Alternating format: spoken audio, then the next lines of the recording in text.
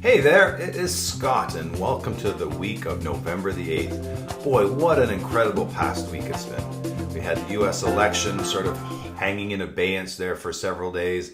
We've had COVID shutting down a large part of the world. What a great time to talk about your dreams. Hey, what a great time to talk about your aspirations, your passions that you'd like to have come true. I can't think of a better topic right now. And so let me ask you this. Today, I'm writing you a check for $1 billion. You don't have to work anymore. Financial obligations are cared for. What are you going to do? You've got the freedom monetarily, time-wise. What are you going to do? What is in your heart? What is in your soul that has been dying to come to life, but that just hasn't found the right circumstances? And this is a question and a problem and a gap that so many people who are about to get into that world of work optional living have to deal with. They're going, I've been waiting for this time for some time. I'm going to take some time off. I'm not going to be responsible for anybody at work. I'm going to let go of the stress. And, I'll golf, I'll shop, I'll travel, I'll do all these things. And then, and I've had people retiring in my world for, about a decade to a person. Everybody's gone back to find something again because what they had for themselves on the other side of the retirement wall was basically nada or highly unsatisfactory for the outstanding life they had for themselves. So, when we're talking today about what your dreams are, a lot of people, and you're not alone if you're in this case, really don't have a handle on what it is that really will make them tick, make their mind tick, make their body stay strong well into retirement. Because again, we're targeting that those years that you have work optional living, those are the best years of your life. Okay? You've got more money, you'll have time freedom, you've got experience. What a great time to make those big dreams come to life. And yet so many of us have a tough time. Do you remember back when you're in your 20s? And you might have been finishing, college or university, or, you're in a career, and you're taking a look at all those options, while you're in school. For me, I was going to be a veterinarian. I was always catching snakes and helping animals when I was younger. So I wanted to be a vet. And, I worked really hard, with my school to get the grades up, but, I couldn't cut the 95 or 96% average to get into the vet college world. It just wasn't happening. So I had to pivot. And, I was willing to go to vet college, for 4 years for science degree, 3 to 4 years for vet. I was willing to put in the 7-8 years. I was going to grind it out and get there if they would let me in. Pivoted to marine biology. I really liked that. Still couldn't make it. I know Dalhousie out in Nova Scotia here in Canada had a great program, and my marks were not enough. And, but there was all kinds of obstacles, and I was willing to put in years to make my passions come true. And then life hits, doesn't it? For a lot of us, I hope you had a chance to live your ideal dream career that you wanted, that it provided all that you wanted and more. For the vast majority, though, studies will show you, 70-75% of people are just existing in their careers. And by the time they get to retirement, man, we are like pepper. We've been ground down to fine bits, and we're not necessarily the whole self that we were in our 20s. And then all of a sudden, we're making decisions about the rest of our life with that kind of mindset. Nah, that's not going to get you the good stuff that you want to have. So here we are, we're getting to that place where work optional living, it becomes a possibility. But if you're just planning for this, even if you're 3 or 4 years out from actually pulling the plug on, compulsory work for yourself, this is a great time to build up your runway. But here's some things that, you might think about doing as you go along to make sure that you have, passion and life that you can lean into. One is, and a lot of people say, Scott, it sounds great to have all these great big goals and ambitions, but when I retired, I haven't got the energy.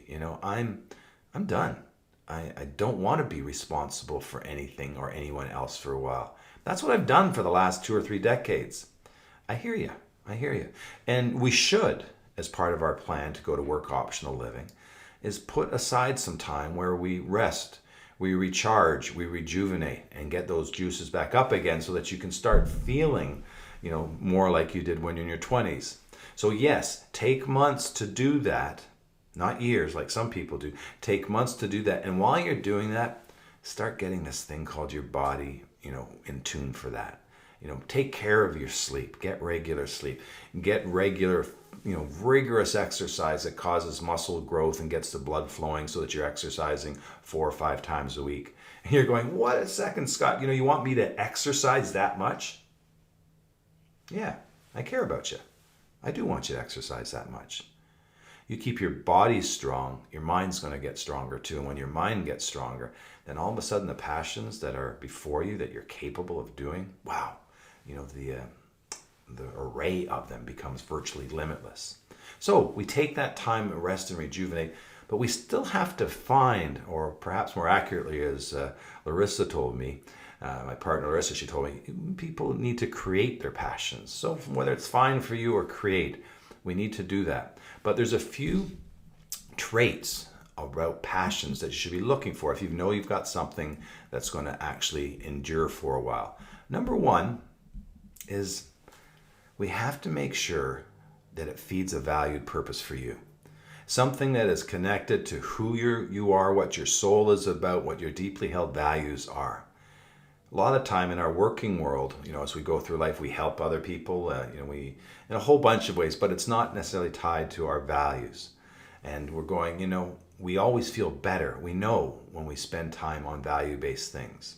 So going forward, it'd be great to have something that has a strong attachment to your values. What am I talking about here? Maybe you are interested in the environment.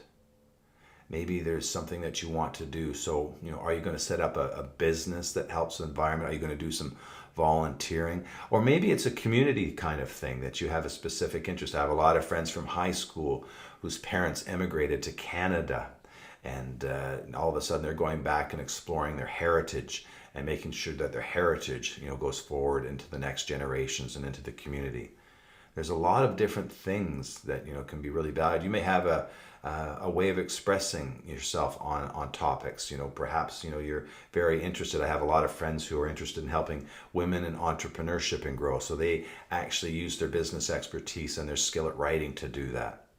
There's so many fill in the blanks for you here. But if you've got something that is sort of a temporary short duration in nature, that's probably not going to get it going. Here's another one for you. Have you thought about crafting your own, get this, living legacy? When people hear the word legacy, kids say, well, how much money are you going to leave behind? No, I'm not talking about that. I'm talking that, at your age of 50, 60, 70, or 80, wherever you are at, there's a heck of a lot of people watching you. They're looking from you in the stands, watching how you lead your life, and they're going to take cues on how they're going to live based on how you live. Okay, so all of a sudden, wow, it's not just about you.